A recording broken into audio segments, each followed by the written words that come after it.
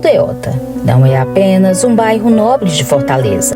É um lugar onde o passado sussurra entre os arranha-céus, onde antigas memórias se recusam a morrer completamente. Sob o asfalto da moderna Avenida Santos Dumont, dormem histórias que poucos conhecem. E algumas dessas histórias talvez nunca quiseram ser esquecidas. Você já passou pela Aldeota à noite e sentiu um estranho arrepio? Já ouviu um som distante de um bonde que não deveria existir? Ou notou como certas antigas casas parecem resistir ao tempo de forma incomum? Olá, curiosos, sejam bem-vindos ao Conhecendo o Sobrenatural. Nos mistérios de Fortaleza de hoje, vamos mergulhar nos mistérios mais intrigantes do bairro da Aldeota, revelando histórias sobrenaturais que vai fazer você perder o sono. Somente para os mais corajosos, convido a assistir até o final. E eu te pergunto, você tem coragem? Fique até o final, porque hoje você vai descobrir que por trás da fachada dos progressos da Aldeota existem mistérios que desafiam qualquer explicação racional. Prepare-se, porque o que você vai ver aqui, nenhum jornal teria coragem de revelar. Olá, curiosos! Tudo bem com vocês? Eu sou Cris Oliveira do canal Conhecendo o Sobrenatural. Curiosos, hoje gostaria de levar você para um dos mistérios de Fortaleza. Irei visitar alguns pontos, infelizmente alguns locais eu não vou conseguir a imagem por dentro, mas por fora você terá essa imagem. Em paralelo, vou contando a história desses locais e também relatos sobrenaturais.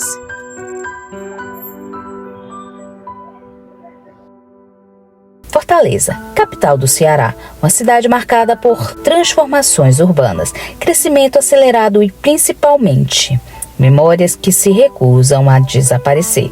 Entre seus bairros mais nobres existe um lugar onde o silêncio do passado ecoa mais alto, onde cada construção moderna se ergue sobre fundações que guardam segredos milenares. Estamos falando da Aldeota, este bairro cujo nome deriva de um antigo aldeamento indígena às margens do Riacho Pajeú. Testemunhou uma das maiores dramáticas transformações urbanas da capital cearense. E no epicentro desta metamorfose, dois gigantes comerciais se ergueram com sentinelas modernas de um território sagrado. Dos shoppings a serem relatados, o primeiro a despertar foi o Shopping Aldeota, inaugurado em 10 de dezembro de 1998. Com seus impressionantes mais de 60 mil metros de área construída, 15 andares que se erguem com uma torre moderna sobre a terra ancestral, e várias salas comerciais distribuídas como células de um organismo comercial gigantesco. Este colosso estabeleceu-se entre a Avenida Santos Dumont e Desembargador Moreira. Seus elevadores, que sobem e descem incessantemente, transportam não apenas pessoas, mas também ecos de um passado que poucos reconhecem. 2 anos depois, em 6 de dezembro de 2000, Fortaleza presenciou o nascimento do Shopping Del Passeio. Não foi concebido como apenas um centro comercial, mas como um pedaço da Espanha transplantado para o coração da Aldeota, com sua arquitetura inspirada nos pátios andaluzes e decorações que invoca tradições ibéricas. O Del Passeio estabeleceu 105 operações comerciais e um lateral estratégico que poucos sabiam carregar memórias nunca antes conhecidas. No início, o bairro já era conhecido por sua história peculiar, desenvolvido às margens do Riacho Pajeú, onde outrora corria águas que alimentavam não apenas a sede, mas também rituais cerimoniais de povos originários. A região sempre carregou uma energia especial que atraía tanto progresso quanto fenômenos inexplicáveis. Um pedaço bucólico com casas ajardinadas, onde castanholas e mangueiras emolduravam ruas silenciosas. Era um lugar onde o tempo corria devagar, especialmente aos finais de semana, quando uma atmosfera quase sagrada pairava sobre o lugar. Mas algo mudou drasticamente no início dos anos 80, quando se desmatou boa parte da região para a construção de empreendimentos monumentais. A partir daí, a aldeota bucólica começou a morrer junto com os testemunhos do seu passado, separando passado e presente, além de gerações que marcaram uma época. Mistérios e lendas. Mas as histórias dos shoppings Del Passeio e Aldeota não se resumem apenas aos dados comerciais e arquitetônicos. Com o passar dos anos, algo mais profundo e inquietante foi testemunhado por seus frequentadores quando corredores vazios e lojas silenciosas se tornaram palco de uma experiência inexplicável. Até porque todo lugar construído sobre terra sagrada, cedo ou tarde, desperta o que deveria permanecer em descanso. Atualmente, com a presença marcante desses shoppings do coração da aldeota, o que ninguém imagina é que certos acontecimentos desafiam a lógica, até de pessoas mais céticas que não esperavam serem vítimas desses lugares. Assim, esses lugares deixaram de ser apenas centros comerciais para se tornarem também um espaço cheio de histórias e mistérios que muitos não ousam desvendar. Há quem jure que nas madrugadas mais silenciosas, os elevadores funcionam sozinhos, luzes dos corredores que piscam em sequência impossível de serem programadas, como se tentassem comunicar algo. Além de presenças constantes de figuras espectrais caminhando pelos corredores após o fechamento. Não como presença ameaçadoras, pelo contrário, parecem exercer uma espécie de proteção sobre os espaços. Alguns acreditam que são espíritos dos antigos habitantes que continuam zelando por sua terra, mesmo depois de tanta transformação. Sem contar que as construtoras que tentaram demolir alguma dessas propriedades históricas, os equipamentos falhavam misteriosamente, ferramentas que desapareceram e reapareceram em lugares impossíveis, como se algo ou alguém não quisesse que certas memórias fossem apagadas.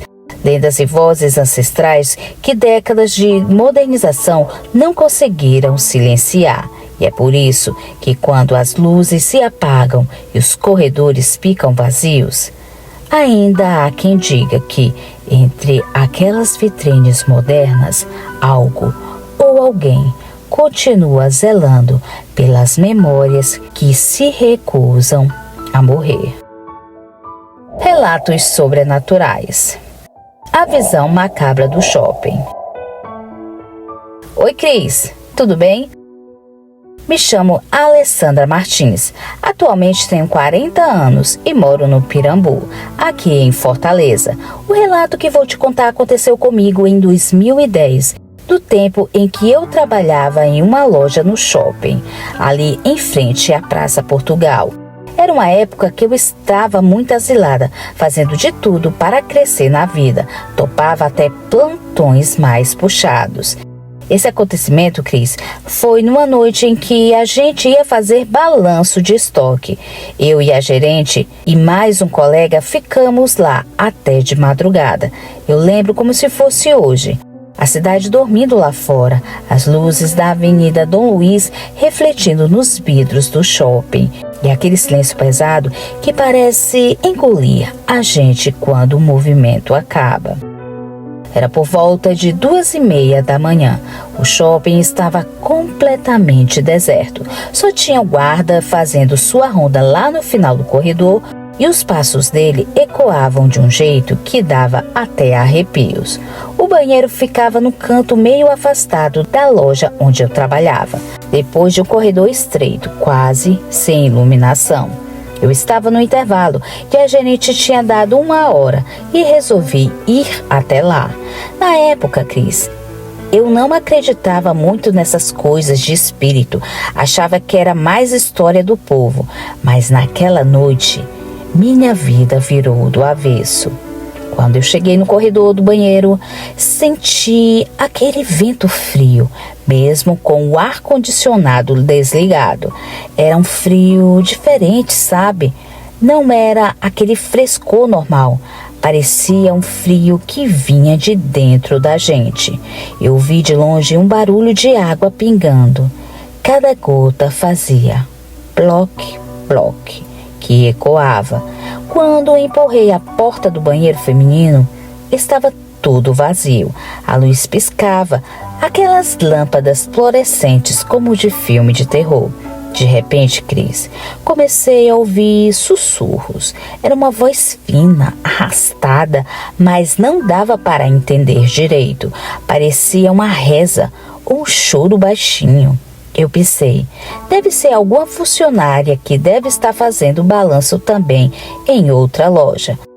Mas quando olhei para debaixo das portas das cabines, não tinha pé de ninguém. Tudo vazio. Enquanto eu lavava as mãos, uma das portas da cabine bateu sozinha. Não foi aquele fechar suave, foi um pá seco, como se alguém tivesse dado um chute. Eu tomei um susto tão grande que deixei o celular cair na pia. Olhei de novo, mas ninguém. O ar ficou pesado e eu senti um cheiro estranho, como se fosse de ferro enferrujado misturado com perfume barato. Um cheiro que grudava no nariz. Meu coração acelerou. Cris, eu nunca tinha sentido aquele pavor. E mesmo assim, eu ainda tentei me convencer que era coisas da minha cabeça. Peguei o celular e saí dali quase correndo. Quando fui para a praça de alimentação, o shopping parecia ainda mais silencioso. As cadeiras empilhadas, os balcões fechados e aqueles letreiros desligados. Eu sentei numa das mesas perto da sacada, olhando para o celular para tentar me distrair. Mas meu corpo estava em alerta. Sabe quando dá aquela sensação de que tem alguém atrás de você te olhando? Foi aí, Cris, que aconteceu o pior momento da minha vida. Do nada, ouvi um barulho forte, como se alguém estivesse correndo no último andar onde eu estava.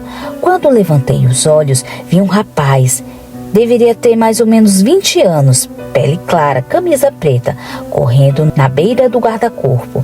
Antes que eu pudesse reagir, ele simplesmente pulou. Eu dei um grito tão alto, Cris, que ecoou pelo shopping inteiro. Minha voz saiu embargada. Parecia que nem era eu. Corri desesperada até o andar de baixo para tentar ajudar. Mas quando cheguei lá, não tinha ninguém. Nem corpo, nem sinal de queda. Nada. Só um som dos meus passos e do meu coração batendo. O guarda apareceu do nada, meio assustado com meu grito. Ei, mulher, que marmota é essa? Tu tá bem? Ele me perguntou, com uma mão na cintura.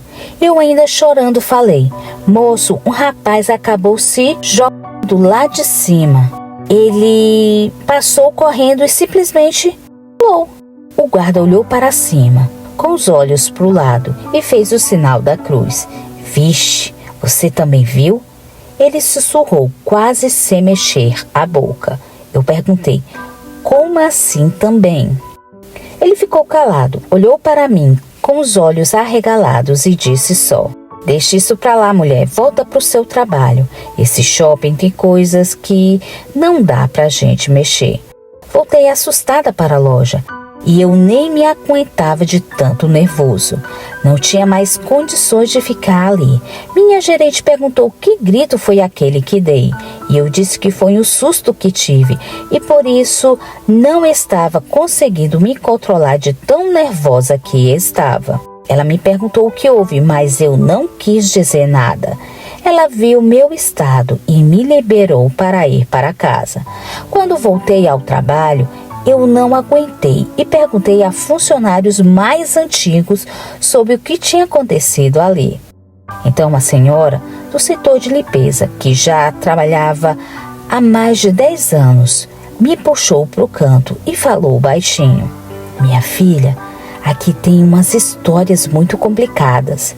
Cris, ela me contou coisas cabulosas que não prefiram nem repetir, pois são assuntos muito sensíveis que não quero causar desconforto e gatilhos aqui no seu canal. Mas só sei que a partir daquele dia não consegui ficar sozinha lá de madrugada. Com poucos meses depois, pedi demissão. Eu fiquei semanas sem dormir direito. Cris, o rosto daquele rapaz não saía da minha cabeça. Era como um filme repetindo toda a noite. Até hoje, quando eu passo na frente do shopping, sinto um arrepio, como se tivesse alguém me observando lá de dentro. Eu decidi te contar isso porque eu sei que o teu canal ajuda muita gente a entender que o sobrenatural existe e que não é invenção. E não sei o que era aquele rapaz, nem o que ele queria mostrar, mas eu sei que eu vi e sei que não era coisa da minha mente. Então, Cris, se um dia você for fazer alguma gravação lá, vá preparada, porque aquele shopping tem algo que não gosta de ser visto. Um abraço, Alessandra Martins, Pirambu, Fortaleza, Ceará. A velha do corredor do shopping. Oi, Cris, me chamo Raquel. Primeiro, gostaria de dizer que é uma satisfação poder participar do relato de hoje. O fato que aconteceu comigo ocorreu há 4 anos atrás e durante esse tempo guardei comigo e com minha família essa experiência que até hoje me apavora. Bom, posso começar dizendo que nunca imaginei viver essa experiência em um lugar que eu amo. Desde os 8 anos de idade frequento aquele lugar. Eu nunca senti nada de estranho ou ruim por lá, e sim paz por ser um espaço diferente e calmo. Esse lugar é um shopping que, apesar de lindo e tranquilo, também traz um pouco de melancolia. Sim, Cris, é um shopping, não daqueles grandes e cheios de movimento, não. Esse lugar em que frequentei e ainda frequento é um espaço tranquilo, com arquitetura no estilo atrativo espanhol surrealista, o que o torna único e especial. Não é um shopping popular aqui em Fortaleza, e isso faz com que ame ainda mais aquele lugar. Enfim, vou contar os fatos. Bom, Cris, um dia tive que ir a esse shopping, não por lazer, mas para fazer uma matrícula de um curso de inglês para minha irmã, logo pela manhã. O lugar onde o curso se encontra é na parte empresarial do shopping, separado da parte comercial. Tivemos que ir ao 3º andar fazer a matrícula dela. E o horário que fomos era bem cedo, entre torno de 9 e 10 horas da manhã, exatamente quando os shoppings abrem as portas. Quando chegamos ao 3º andar, decidimos ir ao banheiro antes. Porém, um detalhe: o banheiro deste andar é no final do corredor, depois de todas as salas de empreendimento, com clínicas, salas de advocacias, cursos, entre outras coisas. Conforme a gente ia andando, para se distrair, íamos lendo os nomes de cada sala comercial escritos nas portas e serviços que prestavam. Até aí, tudo bem, nada de anormal. Só senti um peso na alma, como se uma tristeza de repente e um ar tenebroso, como se o tempo estivesse mais lento. Bom, provavelmente estou sentindo isso porque o espaço não está movimentado, como os dias de aula, e a minha mente está sentindo falta da alegria e do barulho dos alunos no corredor. Enfim, aceitei o que meu subconsciente estava tentando me alertar. Ao voltar do banheiro, enquanto caminhamos em direção à porta do curso, percebi uma porta se abrindo lentamente. Uma daquelas portas de vidro pesadas que toda clínica ou sala comercial tem. O que estranhei foi quando estávamos lendo os nomes de cada sala.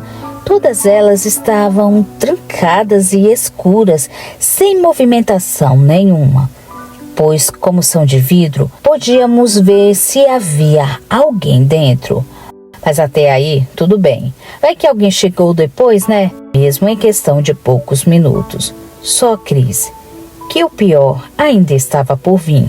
De repente, a pessoa que estava saindo da sala empurrando a porta de vidro pesada era uma senhorinha baixinha, com umas vestes toda preta, com aparência de mais de 80 anos de idade, mas ao mesmo tempo com um semblante doce de longe, que me deu até pena de ver. Uma pobre senhora de 1,50 m, sozinha de idade, pondo força para abrir a porta. Porém, conforme andávamos no corredor, mais os detalhes surgiam à nossa vista. Ela era magra, com a blusa preta de mangas compridas, uma calça preta e sapatilhas pretas também. O rosto com perfil europeu e os cabelos totalmente brancos, bem curtos, como corte masculino. Por um instante, prendi mais a minha visão naquele ser que surgiu à nossa frente. Conforme a curiosidade ascendia, mais bizarro ficava a visão que eu tinha. Ela simplesmente saiu da sala e parou ao lado da porta, como se esperasse a gente passar por ela. Não entendi aquela atitude dela, mas continuamos a andar. E ela a observar a gente, até que a gente percebeu que aquela senhora com uma aparência de 80 anos tinha olhos completamente escuros e, além disso, com um semblante que se tornou pesado, com um sorriso sarcástico meia boca. Por incrível que pareça, não paramos de andar, não falamos nada e muito menos gritamos. Simplesmente agarrei no braço da minha irmã com força, como se dissesse que aquilo era real e também estava vendo tudo. Na hora veio uma voz na minha cabeça: "Você sabe o que está acontecendo? Não corra, não pare, ande rápido, não olhe ao seu lado." E foi isso que eu fiz. Infelizmente, minha irmã não parava de olhar para ela. Ela estava hipnotizada e eu em choque. Muito menos conseguia abrir a boca. Só consegui continuar agarrando o braço da minha irmã como forma de proteção. Até porque gostaria que a minha irmã andasse no mesmo ritmo em que eu estava andando para sair logo em segurança daquele corredor. Cris, o corredor é muito estreito e mal passa 3 pessoas juntas. E pior, naquele momento o corredor aparentava não ter fim. Estava mais extenso que o normal e o ar estava mais pesado e lento. A coitada da minha irmã foi a mais azarada, teve que passar ao lado dela. E você acha que a minha irmã hesitou parar de olhar para ela mesmo passando ao lado? Que nada. Ela olhou tudo, até os mínimos detalhes. Acho que ela nunca tinha visto nada sobrenatural. Para ela, isso tudo foi uma novidade. Enfim, passamos por esta maldita velha e conseguimos entrar no curso finalmente. Assim que abrimos a porta e entramos, eu olhei para ela, com os olhos cheios de lágrimas, e ela olhou para mim, muito assustada, e nos abraçamos forte. E perguntei para ela: "Você viu aquilo?"